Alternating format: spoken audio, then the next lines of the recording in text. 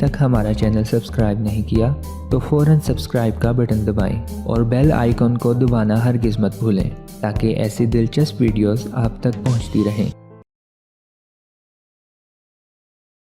खून का अतिया करना कितना मुफीद है। बिस्मिल्लाहिर्रहमानिर्रहीम। अस्सलामुअलैकुम दोस्तों, आज की वीडियो में हम इस बारे में बात करेंगे कि खून का अतिया करना कैसा है।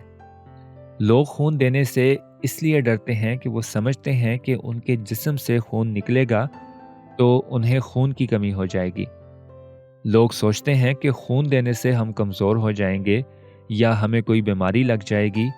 इस तरह के लोग बहुत हैं जो खून नहीं देते, जबकि हकीकत यह है कि खून का अक्सर अतिया करना दौरान खून के निज़ाम में बेहतरी लाने का बायस बनता है, क्योंकि इससे शरियानों को नुकसान कम पहुंचता है, जिससे खून के ब्लॉक होने का ख़तरा भी कम होता है। आसान अल्फाज में आप ये कह सकते हैं कि ऐसे अफराद में हार्ट अटैक का ख़तरा 80% तक कम हो सकता है। खून के अतिये को अगर हम दूसरी तरह से देखें तो आप जानते हैं कि थैलीसीमिया के मरीज़ बच्चों को हफ्ते में 2 दफ़ा खून की ज़रूरत पड़ती है, और थैलीसीमिया के मरीज़ बच्चे हमारे खून के अतिये पर ही मुनहसर होते हैं। साल भर में पाकिस्तान में 1 मिलियन तक लोग खून देते हैं।